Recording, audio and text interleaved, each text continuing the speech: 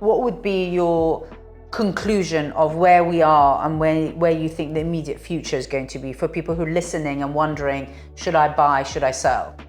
Well, I think right now at the moment for buyers, I think at last there's real value. I mean, we are seeing some fantastic houses and flats go for really quite modest sums by comparison to what they have been going for. So I would say to you, get looking and look hard and make an offer.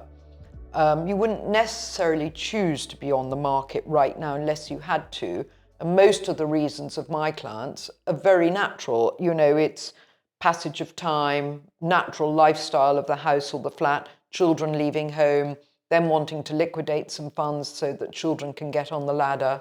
But I genuinely think there is value in the market at the moment. I mean, I was looking at some houses the other day, and I mean, it's something unbelievable. Like between 3 million and 5 million in Chelsea, there are 81 houses for sale.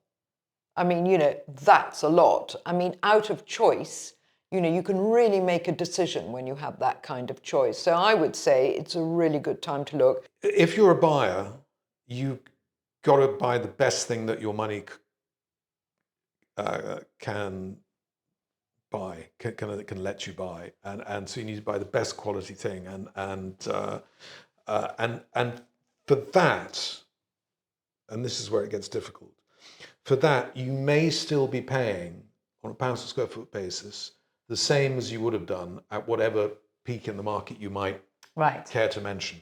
And there have been a couple of deals done very, very recently where people have paid £4,000 a square foot for a house that was modernised 15 years ago. Yeah. But it just happens to be in position A. I mean, absolute triple A. Or it's like anything, buy the best you can afford. If it's a one-bedroom flat, buy the best type of one-bedroom flat. You know, don't say, oh, well, hang on, for that I can buy a two-bedroom flat. Yeah, but the two-bedroom flat's in the next street, which is nothing like as good, and so on and so forth.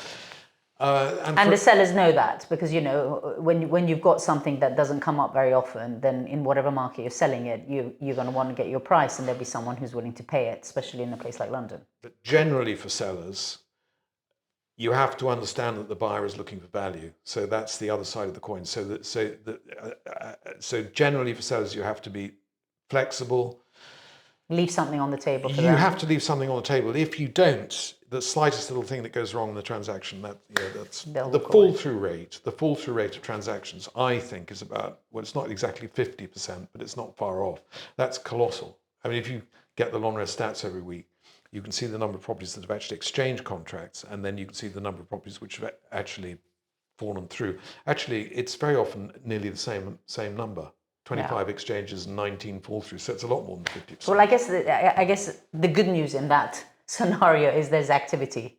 Yeah, sure. There's activity, always activity, which is more than we could have said, you know, 6, 7, 8 months ago. No. There is definitely activity. There is definitely activity, but you know, it's at the end of the day, it's always been about price, hasn't it? So regardless of non-doms, less buyers being around, if the price is right, from somewhere a buyer will appear. Don't ask me how, where, but you know, a buyer will appear. If the price is wrong, then your house is just going to sit there.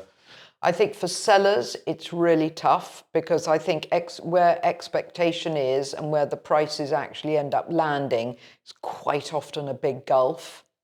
And I think, you know, agents and vendors alike were still trying to establish price points in some of these streets. But more and more is beginning to transact. So there is a sense of common ground now. Personally, I think we're probably bumping along the bottom of all the prices, having had the prices come down over the last 3 or 4 years. But, you know, lots of people are waiting to see what Rachel Reeves will say in the autumn statement.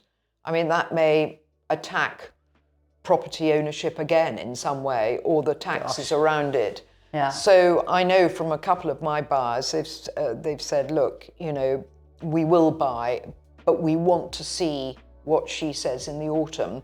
And the thing is about my market is it needs certainty. So actually the Labour Party, having said what they did recently, created certainty. But we now have got more uncertainty because, you know, the government needs lots more money. Yeah. And so will property be attacked again. And I just think there's plenty of money in London. London is not running out of money. There's lots of very, very successful people here who work hard and want to buy. They just don't want to overpay. So it's tough for sellers, and I think you just have to hold your nerve.